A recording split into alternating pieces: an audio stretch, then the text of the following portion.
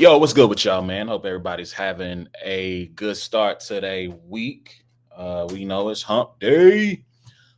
What's going on, everybody? My name is A1. You can call me Carlos. You can also call me Dan. I am one half of the dynamic duo that is A Ward. And A1 is the black and white thing featuring A1 and A Ward. You can check out every episode of It's a Black and White Thing by going to the podcast app of your choice, wherever you get the good podcasts. Neff in the building. What up? What up? Wherever you get the good podcasts, give us 5 stars. Give us a like, thumbs up, all that good stuff. Share, leave a comment. YouTube at Brains and Bars. Shout out to everyone who subscribed. Tell a friend to tell a friend. It's those boys again. Hit the notification bell. Leave a comment. Jump in the comments. We talk back to you during the show. If when the episode drops, if you drop in the comments, I normally would jump in there and chop it up with you. I talk to us. We talk back. I'm out here on my solo dolo this week. Shout out to Loso, who was with me last week, guest hosting. Shout out to Ward. Big bros in town. Shout out to Cannon. Happy birthday, Cannon. Happy born day to Cannon. It's his birthday today. He's in Kansas City with us. So, he's probably hanging out. He's probably hanging out doing his thing with him. Yep. Obviously, state battle rap name Neff, Cadence. What's good? Yes, the Thunder are goated world champs. We're gonna talk about that a little bit tonight. We're gonna talk NBA finals, lessons from the NBA season that I think teams need to apply for next year. And if I have the time, one quick little take about the NBA finals. What up, Wes? Wes in the building. What up? What up? Or not the NBA finals, but the NBA draft, which again starts in about 45 minutes or so. So let's jump straight into it, man. Lessons learned from this NBA season. First off, let's start off with the NBA finals recap or finishing up the NBA finals. The Oklahoma City Thunder game 7 ended up being a blowout, but was competitive for about 2 and maybe a third quarters. Oklahoma City Thunder captured their first championship while known as the Thunder, the second in the history of the Seattle Supersonics / Oklahoma City Thunder franchise, beating the Indiana Pacers in that 7th game in OKC. First off, let me just say shout out to Indiana. What an incredible season. What an incredible run. Obviously, no one thought that you guys could make it this far. You hate to see what happened to Tyrese Halliburton. One, if not their best player, if he's not 1A, he's 1B. He blows out his Achilles. Everyone said it after he first injured the calf in Game 5 that trying to play through it could lead to what happened to Kevin Durant in the finals. I believe that was 2019, where he ended up blowing his Achilles, dealing with the calf strain all that time. And so I hate to see that for him. I hate to see it for that franchise. That if you look at the East going into next season, you would think that the Indiana Pacers would have been one of the favorites in the East to represent them in the NBA finals again. Young team with good veteran presence, good role players. And so you hate to see that happen to them, but what a run. What a ride that they took their fan base on. And honestly, the league, right? Like we talked about it on the show of Tyrese looking like a top 5 dead or alive, clutch player with all the shots that he hit down the stretch throughout the playoffs against the Knicks, against the Thunder, against the Cavs, right? I mean, he just hit big shot after big shot. And it seemed like he was primed to have a great game. He was 3 or 4 with 9 points, I think in 7 minutes of action. I heard Obi Toppin say it after the game that seeing him go down, it messed with him mentally. He couldn't get himself right after seeing him on the ground in pain like that. And so, I hate to see that for them. But again, man, golf clap. What a run. What a run. And I'll say this. I do think that the Pacers, if they're able to return intact next year, they're probably a play-in team, but they're going to be a team that's going to make life difficult for you because they are so diverse in terms of who gets the buckets and when they get the buckets. But losing that guy, man, is going to be a huge mountain to climb. And it's, yeah. Yes, sorry. Yes, Cadence, we do count the 1979 chip for the Seattle Supersonics. Absolutely. Don't let Seattle fans hear that. They're gonna be in your mentions. But yeah, so I hate to see that for them, but to the victor go the spoils, man. And shout out to Oklahoma City. I was on with Mr. Marvin and Brian, the awesome voice, to begin the NBA season. And my pick, I think I went with I might have said Boston over OKC. I know I had Boston OKC. I can't remember if I took which one I took, but I felt that this team could make the finals. I felt that they could take the next step. And man, did they take the next step. They were the number one seed last year, number one seed this year, best point differential of all time, or a best point differential in like 40, 50 years. More turnovers than assists. They generated more turnovers than assists. One of the youngest teams since that 1977, I believe, Blazer team to win a chip. Just the accolades go on and on and on. One of the highest total wins in NBA history. Like 50, I think 58 double-digit margins of victory. Just an incredible team from top to bottom. And, I am, as someone who was a Russell Westbrook apologist, someone who had developed an affinity for the Thunder because I was a defender of Russell Westbrook from way back. It did my heart good to see Oklahoma City win and finally reach that mountaintop that they had been so close to from that 2012, that 2016 season. I felt bad for the city of Seattle because this was their team that was snatched, that was taken away from them. So I felt a little bit bittersweet for them, but this franchise, and shout out to Sam Presti, man, he has rebuilt this team.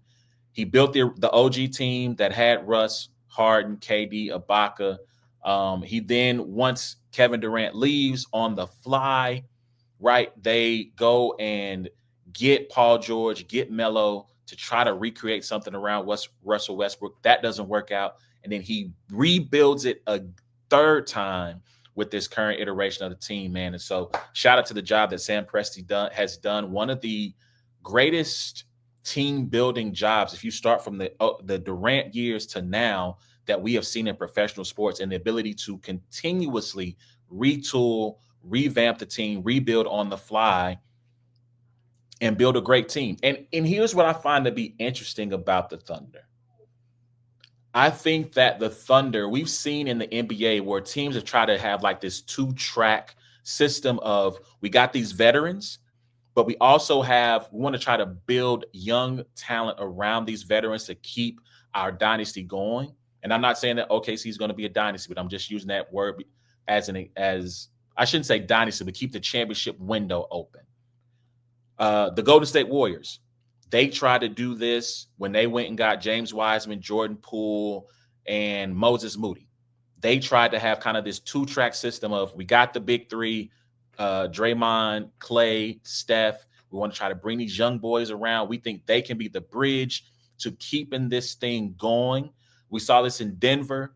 They let Bruce Brown walk. They wouldn't go Christian Braun. They get Julian Strawther, right? They go and get these younger guys in hopes of trying to keep things going, and they were not successful. And so the Oklahoma City Thunder, who I believe have like something like 13 potential first-round draft picks over the next 3 to 4 years, they have the ability to do this two-track system right, because all of their players are still young.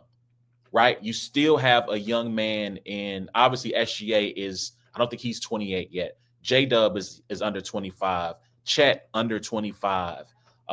Case and Wallace is only in his second year as a role player. Aaron Wiggins still fairly young, right? So if you go up and down their roster, as you've heard it said countless times, Alex Caruso is the oldest player on their team. I think he's the only one who's in his 30s. So they have the opportunity to continue to develop the talent that they have now and build upon that and be a true juggernaut of sorts. Now, that comes with the caveat, though.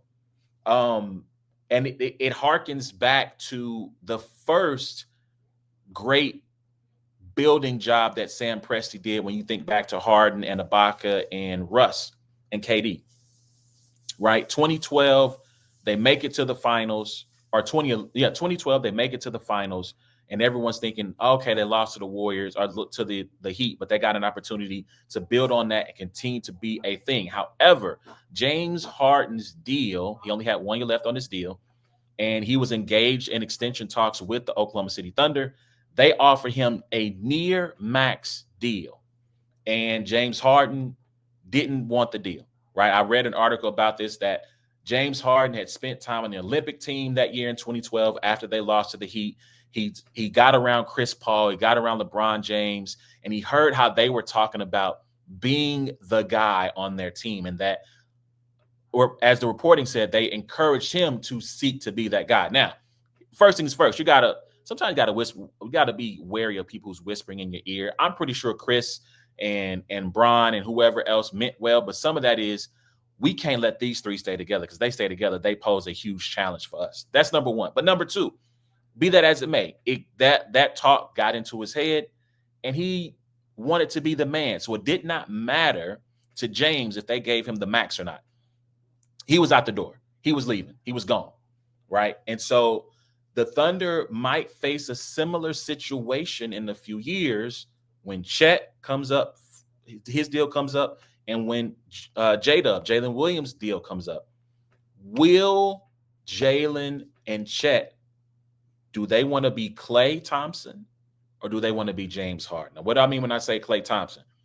Klay Thompson, regarded as the second greatest shooter of all time behind his former teammate Steph Curry, he was faced with a similar dilemma of sorts, right? When his deal came up, you're already a champion, you've already achieved greatness, you've already been to the mountaintop. People at that time was regarding Klay pre-injury as one of the best two-way players in the league, one of the best wing defenders and scorers and offensive players in the league. Right? So Klay had a choice to make. I can go strike out and be my own man. I got a chip in hand, maybe two. I can't remember when his deal came up, at least 2 chips in hand. I can take these 2 chips, bounce, go become my own guy, see if I can lead a team to a chip, or I can take a little bit less, stay with this team, and see if we can continue building on this dynasty. And he made that decision to stay, right? Klay stayed until finally Golden State said, we got to move on. We got to turn the page to this next generation. And so Chet and J-Dub are going to have a serious fork in the road, a sliding glass door moment, if you will, of what do they do? Do they stay in Oklahoma City for maybe a little bit less than the max so that the team can continue to build around that trio? Or do they say, we got a chip, maybe 2 in hand, I want to go be my own man. I want to see if I can be the SGA for another franchise and lead them to a championship. And I think that is going to be the fascinating thing about this team. Because how does Sam Presti, is he having these conversations with these young men now? There's rumors of they're trying to package their 2 first-round draft picks now to move up to, I think, like maybe the top 10 or the back end of the lottery. How does he navigate that situation with them? Does he give them the max and say, okay, that means we can't re-sign Lou Dort in a couple of years when his deal comes up, because we have given so much of our cap space to these top 3? Because this new CBA makes it they wanted to try to keep big threes from happening, but what the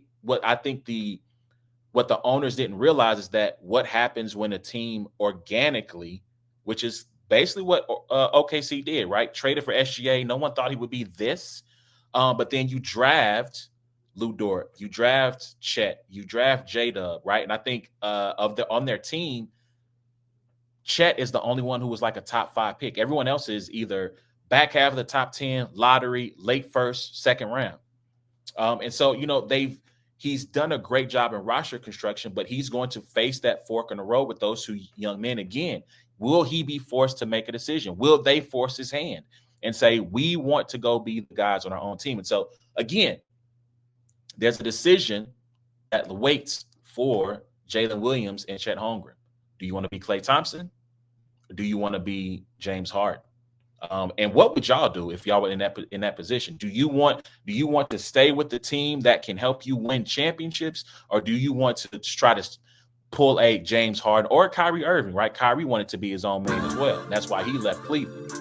Do you want to be those guys and try to be your own man, or do you want to stay and win the championship? So y'all let me know, man. But one last thing I want to bring up.